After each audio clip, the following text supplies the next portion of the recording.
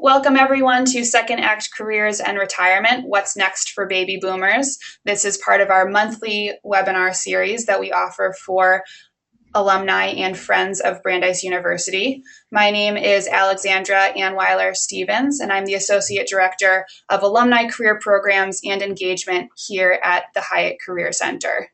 So I'm so happy to have you all on the line. And before I go ahead and introduce Rob, I wanted to get a little bit more information about all of you. So this will help us to tailor the presentation to specifically what you want to hear about and where you are in your current careers. So if you could just, going to go ahead and launch a poll quickly.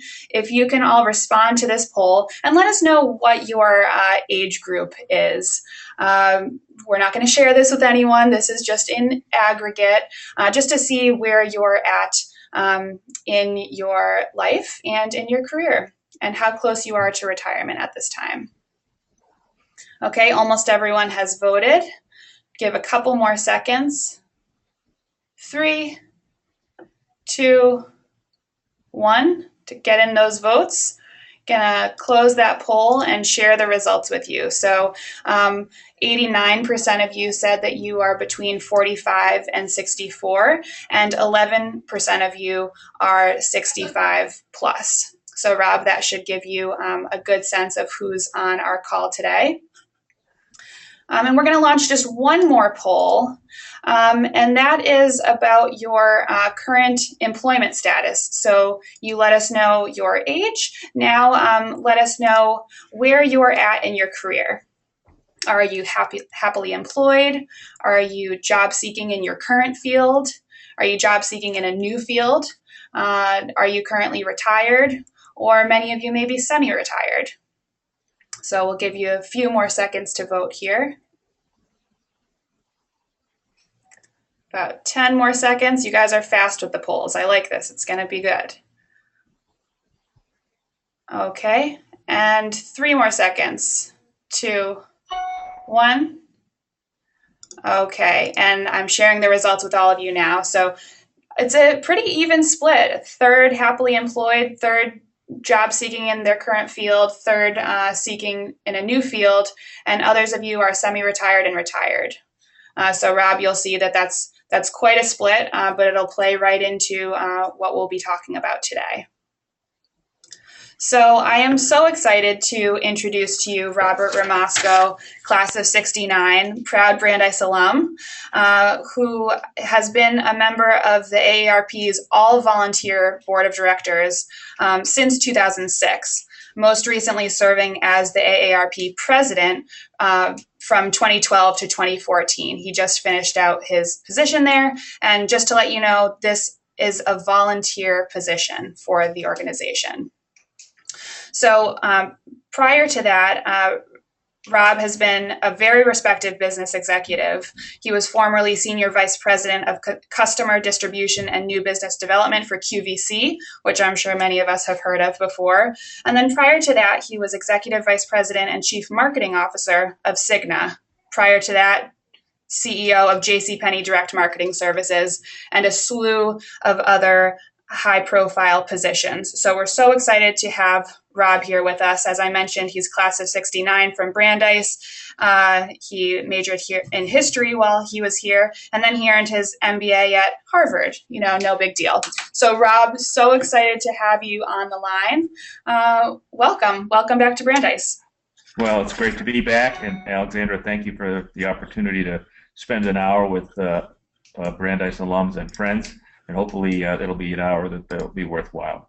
And thanks for that gracious introduction. As Alexandra was kind enough to let you know, I did serve on AARP's all-volunteer board for 8 years, concluding my service in June. And many people, as I traveled around the country, particularly in the role of president, asked me, are you retired? And I said, no, but I just don't get paid anymore. So I think that's something that people need to think about as they navigate what is truly a unique and groundbreaking shift in society, which is the aging of America. Now, what I want to do today is take us through sort of three pieces in a brief presentation, and then hopefully open it up for Q&A for the balance of the time. And the way we started off is we really want to talk about the big picture, because our personal circumstance, whatever that may be, is operating within a much larger context, and that context is the aging of society.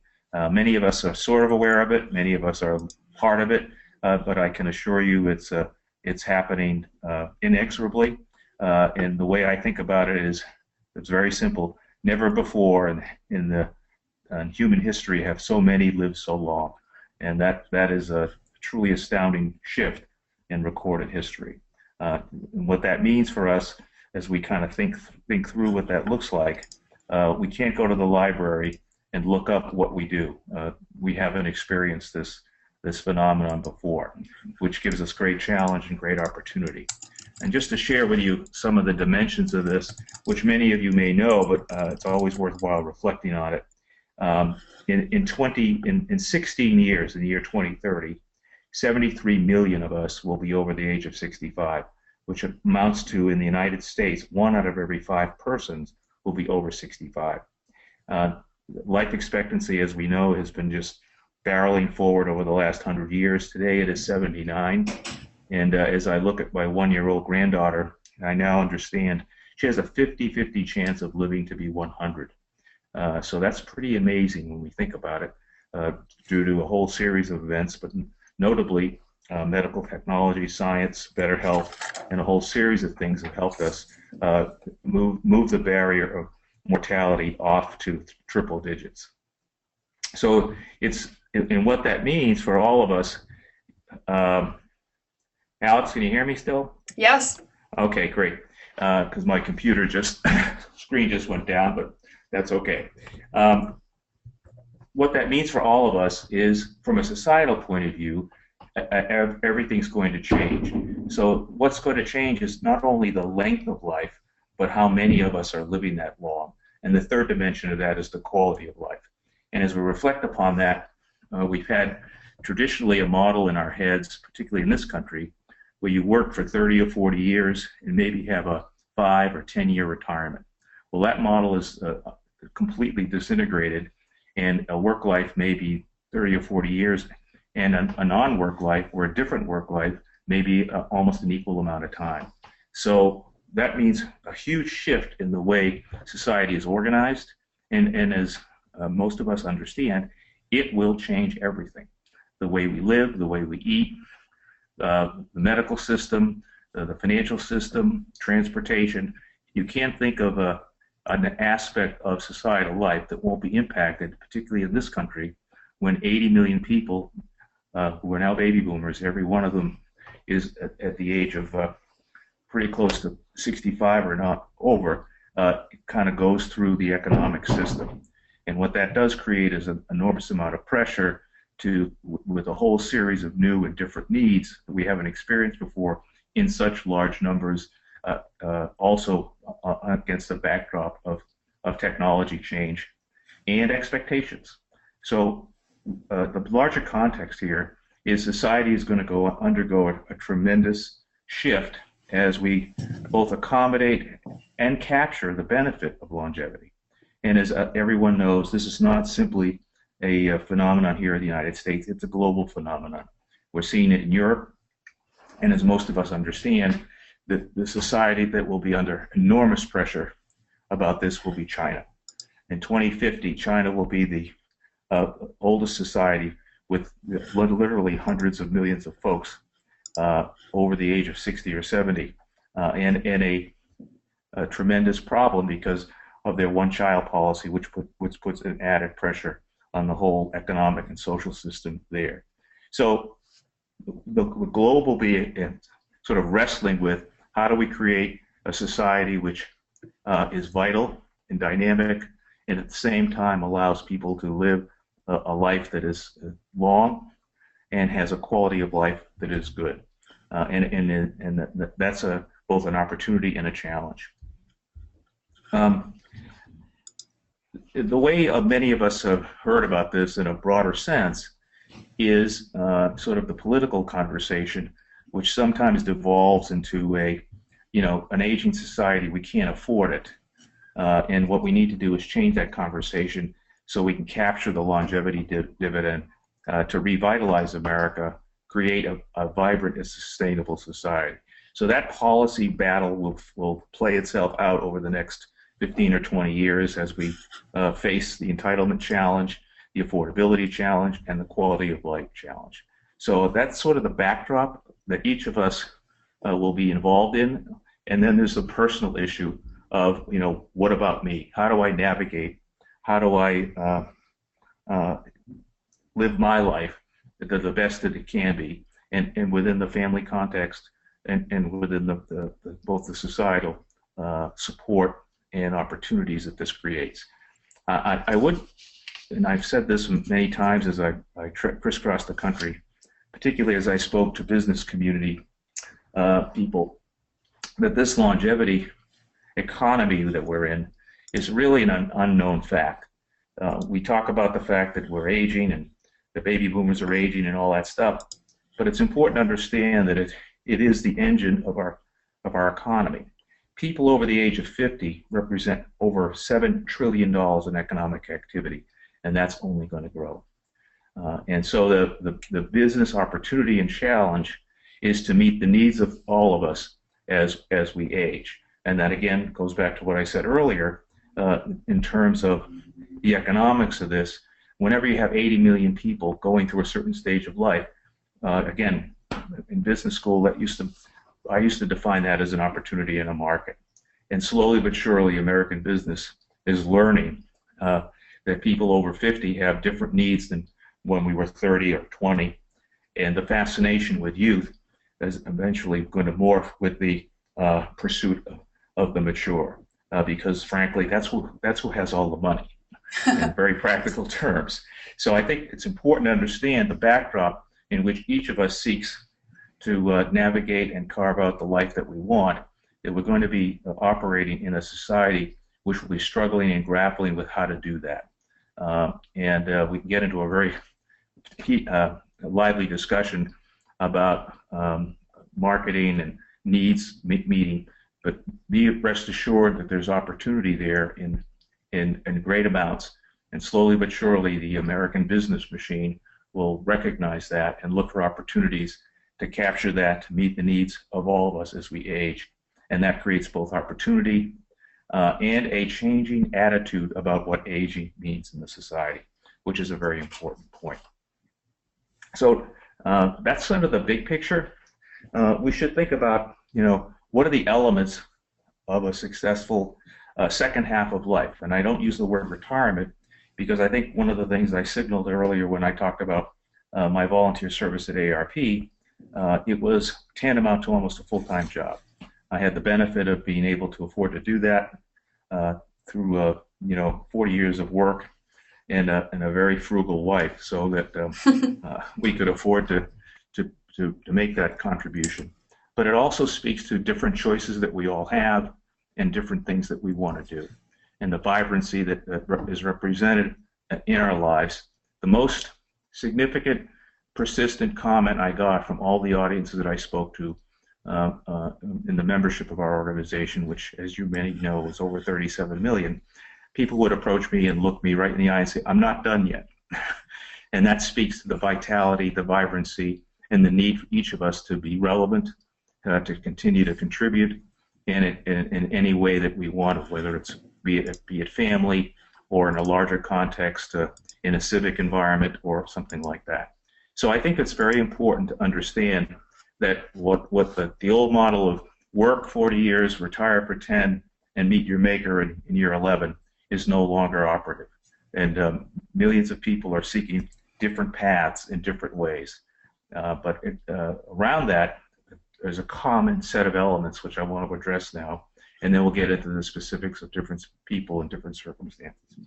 Right now in this country, we have four pillars of retirement from a programmatic point of view, which we're all familiar with. One is Social Security, 2 is Medicare, 3, believe it or not, is Medicaid, and 4 is the Affordable Care Act, recently passed 4 years ago and continues to be an item of great discussion. And Social Security, as each of you know, is designed, it's really a family income insurance program. Primarily, just to give you some facts and figures, it is, we send out about 55 million Social Security checks every month. 2/3 of them go to folks who are retired. 1/3 go to folks who have lost the breadwinner in their family or become disabled. That's why I refer to it as a family income insurance program. You may, as we did in my family, my dad died before I was born, and we got survivor benefits up until the time that I entered Brandeis. That was very important in our household. If you're unfortunate of being disabled, again, your income is protected or by the disability program. Or if you're fortunate enough to live and contribute, and as most people are, you can begin to collect benefits at the age of 62. You must begin taking benefits by the age of 70. And that's an individual decision that people need to make depending on their circumstances. Just to put it in context, Social Security right now is the single biggest program from the federal government that keeps people out of poverty. About 1/3 of the recipients of the retirement benefit, it is 90% of their income. And when you understand that the average benefit of a Social Security recipient is about $14,000, you can see how vital and important that is. Over half of the recipients, somewhere between 2 and 3 of recipients from Social Security, a Social Security check is at least half of their income. So it speaks to and Social Security is designed to be a floor and one component of your retirement planning. The other two are personal savings, and at one time, many workers in the country had a pension, defined benefit pension, which is no longer the case. Some of our colleagues who are over 60, 65 may be benefited that. Young people really don't see that anymore. It's now been replaced by the 401k program, which is a voluntary contribution, which depends heavily on the vagaries of the stock market and your ability as an individual to do some investing prudently. So those are the three-legged stool.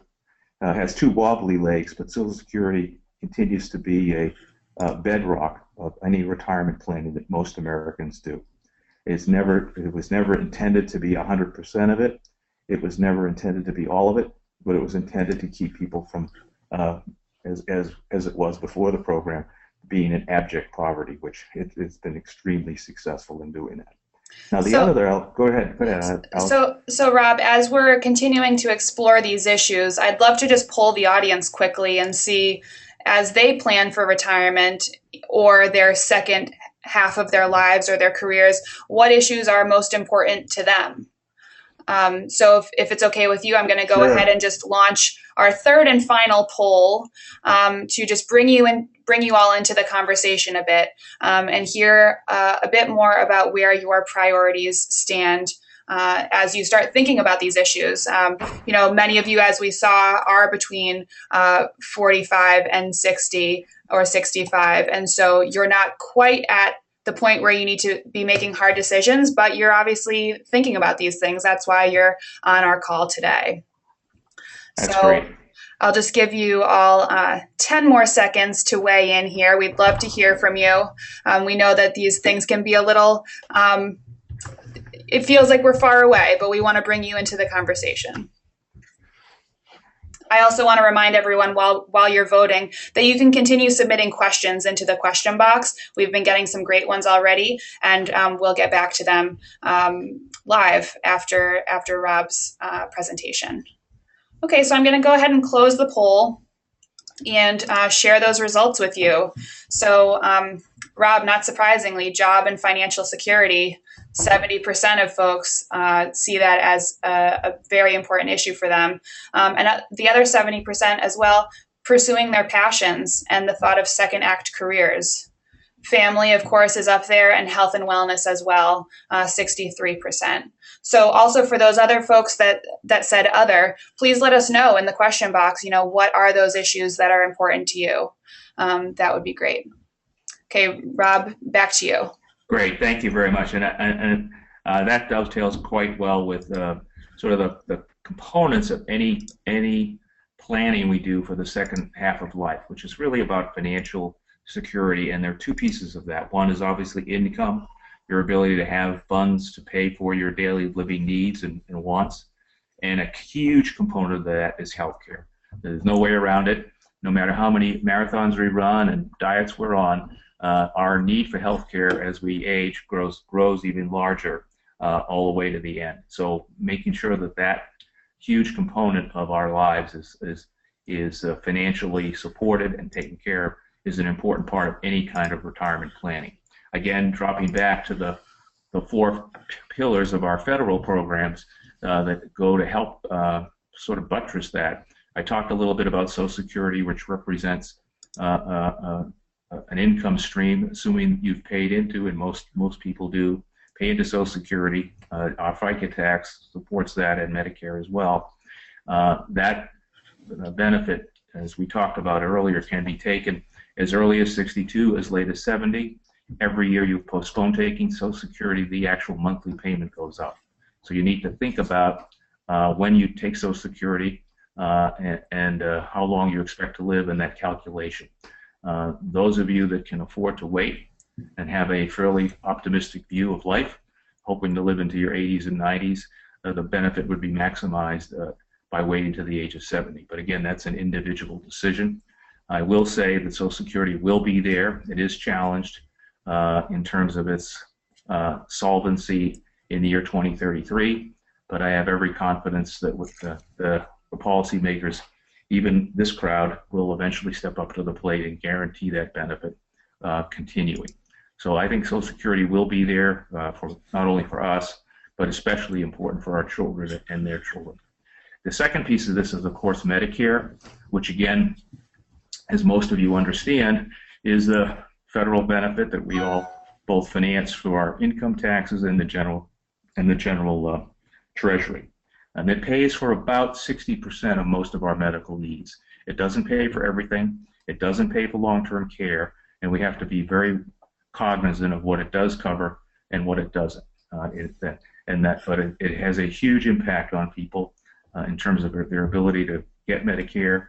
And again, it is 65 years old is the magic date when you are eligible for Medicare and can begin receiving it. It is very valuable. It makes medical care for all of us affordable at some level.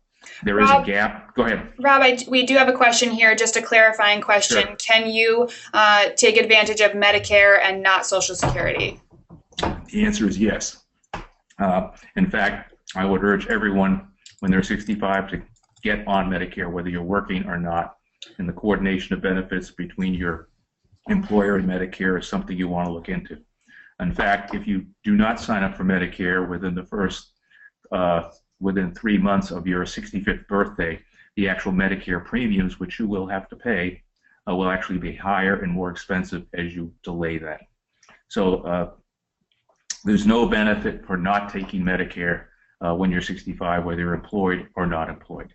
And Social Security is a separate decision for you in terms of whether or not you want to postpone that benefit or take it early.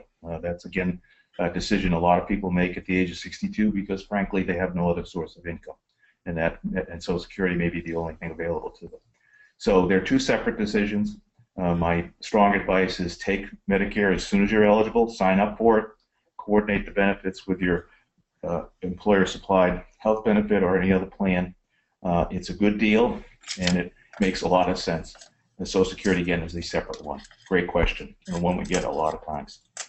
The third leg of that stool, which I hope isn't too prevalent among our colleagues, is what is known as Medicaid. Now, most people understand Medicaid to be a state-run program that is shared with the federal government 50-50 in terms of folks with very modest or low incomes. But it's an unknown fact that the majority of Medicaid funds are spent on the minority of Medicaid recipients for nursing home care. So for those folks who have very limited means, as they age, Medicaid is actually the only source of income for folks in terms of nursing homes. So that's another dimension of our social safety net that is often not understood, but very important to folks of very modest or limited means as they age. Again, it helps them in their nursing homes. And the final piece is the Affordable Care Act, which, while it was not designed for folks in retirement, there are many aspects of the Affordable Care Act that actually help folks who are over 65. Number one, it has increased the benefits of you get free medical exams that you didn't have. It changed the reimbursement rates, and it also closes the famous donut hole in prescription drugs, all benefits for folks as we cross the 65 barrier. So those are the elements of a social safety net, and then we as individuals are expected to have personal responsibility and fill in the rest with supplemental insurance over and above Medicare, which again, there are many products on the marketplace which will cover those things which are not covered by Medicare, and as well as the drug costs and so forth. And of course, whatever level of lifestyle we wish to live in terms of home, and eventually the longer term question for many of us will be a long-term care environment that we want to be in. But those four programs are the pillars of our safety net and should be part of any retirement planning that you make. I think the next piece of that, so that's sort of the big picture, that's sort of the key elements that are there, and now we have to get down to the personal stuff, which is, you know, how do I want to live the second half of my life? And some of the things that we found, and they're not surprising, is it's about the quality of your life. It's about what you want to do, how you want to continue to care and contribute over the next 15 or 20 years. And a lot of that's outlined by your family circumstance. I can assure you that the American family definition has changed. In fact, just an interesting statistic, 6 million children in this country are now being raised full-time by their grandparents. And I can tell you that from personal experience, that's something that many of us didn't expect to be doing, and is a blessing, a joy, and a challenge. So the American family is changing dramatically, and each person's circumstance will dictate what their degrees of freedom are. But I think the backdrop that I've discussed really speaks to the specific issue of how do I continue to live my best life, make sure I have an income stream that'll respond to how I want to live, make sure my medical circumstances are at least supported and taken care of, and then let's get down to the real important issue, which is how do I continue to enjoy life, and for many of us that means working. Americans often define themselves in terms of their work. It's a matter of financial need, security, self-worth, and self-expression. So, and against that backdrop, we have to continue to be sensitive to the sort of a culture of youth and the need to change the perception of what an experienced worker brings to the marketplace. And this actually is changing. And there are two dimensions to this. Number one, there's a lot of work each of us individually needs to do and sort of sit down and think through where we are, what we want to do, and how we want to chase that. I'm reminded, John Glenn said it at the age of 77 before he went back into space. He said, just because I'm 77 doesn't mean I still don't have dreams. And I think that's an important beacon to keep in mind as we plan not only our daily lives, but the next decade or two of our lives. With that, you think about financial security, health security, and then you really need to think through your both circumstance, your capability, and the opportunities that lie before us. The longevity economy I described, smart companies are now starting to understand the value of experienced workers, and I think there's a whole series of resources out there that can help you sort of sort through the personal options, the personal circumstances, whichever path you want to go, whether it's continuing in your current field, changing employers, changing totally what you do. One of my respected colleagues was a terrific marketing research analyst who, in her late 40s and early 50s, followed her dream and became and went back to nursing school and is now the head nurse at a major Midwest facility in Kansas. So that's an example of someone following their dreams, doing the hard work, going back to school, and now she's doing what she always wanted to do in her late 50s. There are so many stories like that. And there are many resources that I'd like to at least quickly go through, and then we'll open it up for questions. AARP obviously has spent a fair amount of time on this issue. AARP's Life Reimagined for Work is a whole website and resources devoted to three things. Number one, helping people ask the questions of themselves and sort of figure out where they are in their career. Number two, has a whole list of 200 companies that have pledged to give experienced workers a fair shot and connect them up to job openings, both all across the country. Number three, communities, basically a networking, and it's on a LinkedIn platform, so you can actually network with other people in your field or fields that you're considering or employers you're considering approaching. And number four, a whole series of intellectual capital stuff about advice on resumes and so forth. So there's a good resource for people who are trying to sort through a very important question, what's next, either in their current career, changing career, or going to an encore career. For those of you that are more aligned with a volunteer activity, AARP has an Experience Corps, which is one example of the many initiatives popping up all across the country. Experience Corps is basically folks who are retired are actually going to classrooms for kids in their first 3 to 4 grades of school and acting as reading and teaching assistants in selected programs. Experience Corps is in a number of cities across the country, and it is one of the most rewarding experiences I've ever seen, both for the young children learning how to read and getting support in the classroom, the teachers, and of course the folks that are spending the few hours a week it takes. Perhaps one of the most intriguing and unknown developments of the post-50 crowd is the entrepreneurial spirit that is found in folks over 50. Last year, more businesses were started by people over 50 than people under 30. Some of it's financial need, other is people sort of sorting through.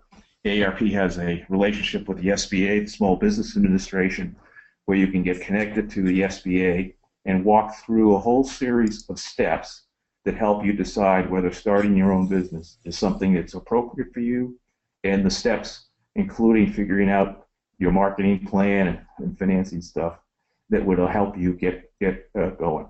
It's a remarkable program. The SBA is a terrific agency that helps people sort through that.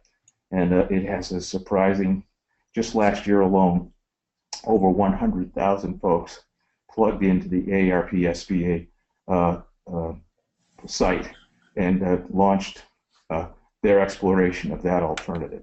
Another one, as an example, is this young entrepreneur who has decided to work in the insurance industry, and she created a little company called Work at Home Vintage Employees, where she's connecting insurance professionals up so they can literally perform tasks at home. That's one model that's out there now of people trying to figure out how to tap the experience of experienced workers and bring them to what I consider to be enlightened and smart employers.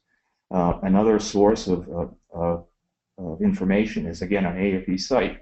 Every year for the past decade, AARP awarded Best Employers for Workers Over 50, and there's a list of great companies that value experienced workers, both in terms of the programs that they support and the companies there. Obviously, Brandeis has its Encore Careers webpage. I think the advice that I would close with on that score is everybody has a unique circumstance, brings something unique to the table, and what's important is to get started on that exploration, whether it means staying in your current job, exploring a different path, changing the field, or an encore career where you may want to leave a certain field and start in another one. There's a series of different ways to approach it in a different disciplined fashion that can sort through what you have to do. The key thing is to begin to approach it both from a financial point of view, an emotional point of view, and a need point of view, And also try not to be alone. I think one of the hardest things to do for any of us as we explore this very important question is develop a community of support, whether it's friends or professionals or so forth, and use these tools that are available to kind of keep moving down this road. The good news is, as I say to many of our cohorts, the wind is with us. We are legion in our numbers, deep in experience, and passionate about the lives we want to lead. So those are ingredients for success. The road may be a little jagged, but the environment is actually more conducive now than ever for people to be able to realize their dreams and be able to put together a life that is both rewarding and important for their families. So let me stop right now and let's try to get some questions going, Alex. Yes. And see where we go from here. Fantastic. So we have quite a few of them on all of the topics that you've been discussing, but the one most related to this recent topic is coming from someone saying, if one feels financially secure enough to start a new business, you started to get into this a bit, what factors should one consider before investing in a new business undertaking? Well, I think the two pieces here are, what's the financial commitment, and how does that affect that? Some people, basically have to be prudent about that. Sweat equity is probably the most valuable piece, and what's the timeline? Is it a 3-year commitment, a 4-year commitment? How does that affect? What happens if it doesn't work? You have to be very careful about, sort of putting your house on the line or other things like that.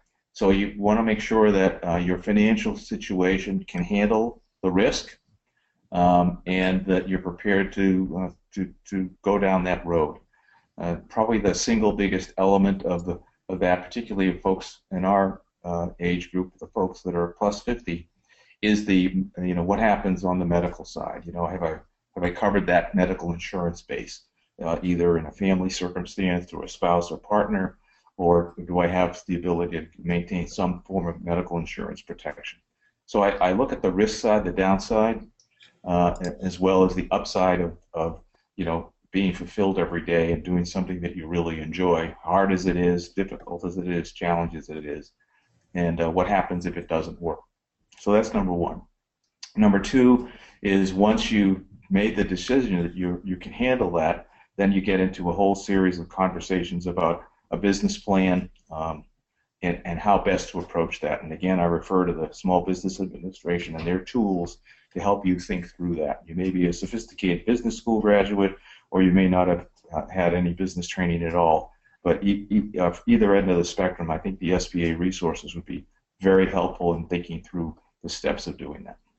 Fantastic. Thanks, Rob. In addition to the Encore Careers page that we have through our Hiatt Career Center website, we also have a Start Your Own Business page that lists the link to the SBA, as well as a number of other free and low-cost resources to folks who are considering pursuing an entrepreneurial venture. The other thing, as someone who works in the Career Center, would just be to remind you of your own networks, particularly the Brandeis Network, as being one that has a strong entrepreneurial spirit and people who have gone before you to pursue solo ventures and entrepreneurial ventures, that they can be a great resource for you as well. So we have another comment/question saying, Rob, please address the very real need to solve the contradiction between the reduction in retirement funds, the desire of some folks to remain in paid work, and the real existence of age discrimination by employers. So obviously that 50-plus list of best employers wasn't created in vain. Some of it due to rising healthcare costs among those who will still supply it. The participant goes on to say, if we don't solve this critical problem, many folks will be in poverty and society will lose their productive energies unnecessarily. Can you respond to that juxtaposition of issues? Well, I think, again, there are two, from a 50,000 foot perspective. I think over time, the existence of a strong group of folks, which is numerically, 80 million people, will be heard and their needs will be eventually met. Along the way, individuals are going to be negatively impacted in terms of overt or subtle discrimination, which is why we work as hard as we can to help people understand that you've got to be active in managing your own future, which is really very difficult, but an important one. The more important thing is there are tools out there. There's two levels of this. One is a social policy, and that starts to get into a political discussion. Two is the sort of long-term view of, can we afford this? Well, the answer, frankly, is we can't afford not to address it, and we have the benefit of what I call both the longevity economy and the longevity dividend, all these very valuable, experienced, and still wanting to contribute people in our society, and the challenge, and the smart companies are figuring out that that's a good thing.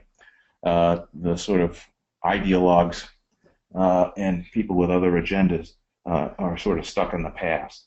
In the meantime, at the individual level, the most important thing is help people understand that they do have options. There are ways to navigate this, and with a little extra effort and plugging into using the tools that are available, they can, figure out what makes the most sense for them and their families, and move along. And that's really the kind of way we think about it. And the last thing is, to the extent that folks feel very strongly about that, get active. There are lots of different ways from a political and advocacy point of view that allows people to make this point, educate people, and eventually express themselves at the ballot box. Fantastic. Thanks, Rob. So in keeping with the Second Act Careers topic, one of the participants said, as many of the attendees today are under 65, they don't necessarily apply to the old model of working for 40 years. And they are folks that are essentially looking for second careers until they're ready for real retirement, quote unquote.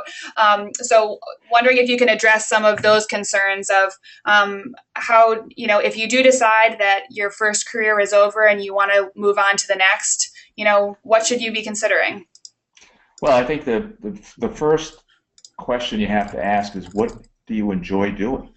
What excites you? I mean, this is it sounds a little, kind of pie in the sky, but it turns out everyone in their quietude at night knows there's some things they really enjoy doing. And usually when you enjoy doing something, you're going to be good at it.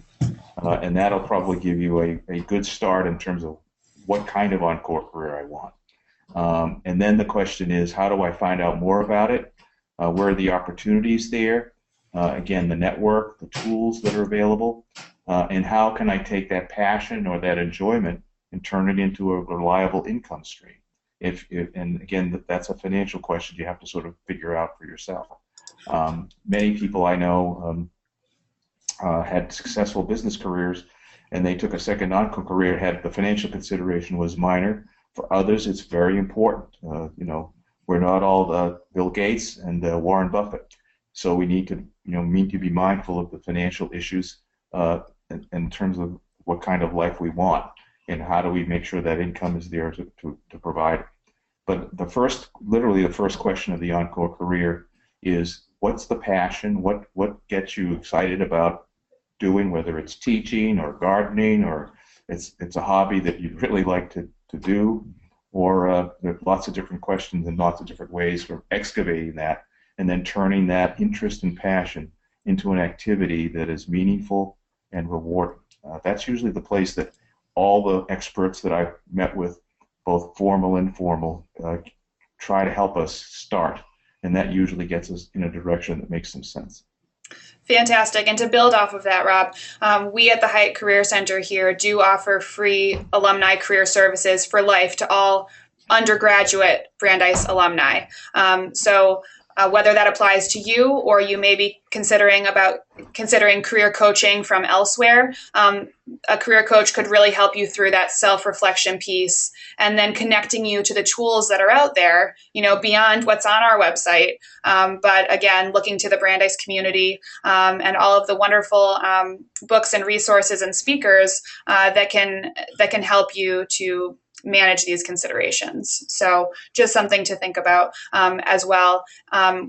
A career coach, one of our career counselors here at Hiatt, could also help you identify some of those transferable skills. So you may be really passionate about something, but you say you've actually never done that before. Well, you've probably done things that would be transferable and beneficial that may not be directly related, but by positioning them in the right way, could get you noticed by a new type of venture. So just some things to think about there. Rob, we have some questions about insurance. This is just a point from one of our listeners that regarding insurance, his wife and he have been fortunate enough to have Screen Actors Guild health insurance for 40 years. It's now our secondary, which is great. So people should be aware of the possibility of having a secondary or even Medicare being their secondary if they qualify. And that goes to the point of, number one, as you approach 65, make sure you take Medicare. It can be the primary insurance you have, whether you're working or not, or it could be a secondary, which means your private insurance is first and Medicare is second, and vice versa. But between the two, that allows you to sort of plan for medical stuff. But the core piece that I want to make sure I help everyone understand is no matter what your circumstance, apply for and take Medicare, fit it into whatever other circumstances you have, whether you're fortunate enough to continue to get insurance from an employer, or you have a private policy you want to continue or adjust. But Medicare is a fundamental right that each of us has earned, and you should take advantage of that because it is a core element of any retirement plan. So in regards to Medicare, we have another question here. Can you discuss federal retirees health insurance and its relation to Medicare? I'm a little vague on that. Again, I believe that both those circumstances work, and benefits need to be coordinated. The federal retiree insurance program is robust and good, but I think that's something that probably, if you are involved in the federal government, there should be a resource there to help you think through that. And certainly you can call Medicare itself, and they have experts that can do that as well. But again, I think both, if you're fortunate enough to have federal retiree insurance and Medicare together, you're better off than a lot of Americans. We have one other question about Medicare. So why does Medicare penalize on the cost of Part B for yourself the longer you defer signing up? It's counterintuitive that they charge you more the longer you defer their insurance. Well, I wasn't there when they wrote the legislation, and I can't explain it. Yep. What I have been doing is helping people understand it and make sure that the penalty, is not something that they inadvertently back themselves into. So I'm not going to try and defend it, but I do want to make sure that I protect as many people from it. Okay, fair enough. So we have an interesting question here, a little different, little Jetsons. But when we think about health and we think about healthcare and our own well-being, we think of mobility. The question is, what have you heard about evolving transportation systems, such as self-driving cars? I think one of the most intriguing learnings I had as I was involved with AARP and as chair of their public policy council was the integral part of our lives that transportation plays, and increasingly how important it is not only in our daily lives but in our second half lives. Mobility, the ability to get to a doctor's appointment, to do the normal daily things. Transportation is one of those take for granted, but boy, when it's not there, it really makes a difference. So there are two things that are happening right now across the country. One is a movement called livable communities, which is a much broader set of ideas. AARP is involved in it, and in fact, has a whole program that is working with municipal leaders from New York to rural environments in the South to really help people and city planners think about building communities with an integrated view from an age perspective, including transportation systems that are more accessible, affordable, and create a more balanced and integrated economy. As part of that, we have all kinds of entrepreneurs. We have the Google Self Car, which is dramatically revolutionary. We have down the street up in Boston the MIT Age Lab, and Joe Coughlin and his experiments on behalf of the car companies in self-driving cars, technology-assisted cars, and different modes of transportation. So transportation is going to be one of those revolutions that happens over the next 20 years, so that people who are challenged either by location or by limited transportation options, those needs will be met, and that's going to be a significant shift in our economy over 15 or 20 years. That's sort of an interesting field. Stay tuned. If you're a private equity guy and you want to make a lot of money, it's probably money to be made there. But I think we're going to see that. But it also happens at the community level. Transportation, bus systems, walking environments. There's a whole series of things around transportation that are going to make living a decent life both important, available, and also create an economic framework that is more balanced and integrated. So transportation is going to be one of those quiet revolutions that happens over time. That is very exciting stuff. I didn't know you would have all that background to respond to that. So very, very cool. So we don't have too many more minutes left today. We probably have time for just one or two more questions if you folks want to do your last-ditch effort and send them in. But we do have one Brandeisian question for you. Presumably from an alum on the line. What did you major in at Brandeis, and what was your overall Brandeis experience like? Well, two things. First of all, I was a very lucky young man, and I was also a full scholarship student in 1969. But I was also a terrific asset for the university. I was poor, local, and Catholic, so they could check a lot of boxes.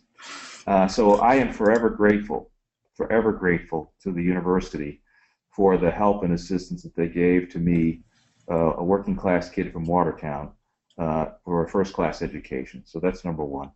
Number two, I did major in history, but as David Squire, who was my mentor when I was there at the university, continues to be a close friend throughout his Brandeis experience, I also was the only capitalist on campus. I started the Student Service Bureau back in 1968, and I actually started student businesses there. So I majored in history and minored in entrepreneurship and capitalism at Brandeis, which is an oxymoron at the time, but something that has stood me well. But I will say that in all my activities at Brandeis and my incredibly fortunate business career, the element of social justice that I learned at Brandeis from the faculty, the breadth of students that I met, people I never would have met otherwise, has stayed with me and have been a beacon for my life. So I will forever be grateful.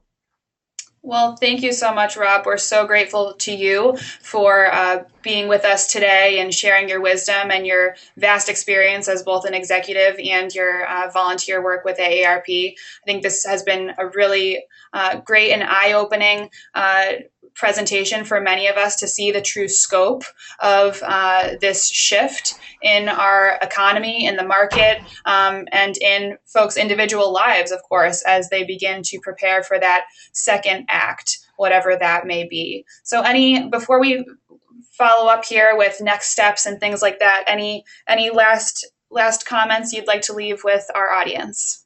I think one thing that I would say that, there's a lot going on in this world in terms of the kinds of issues we talked about today, but the fundamental question that we all ask each other and ask of ourselves are two.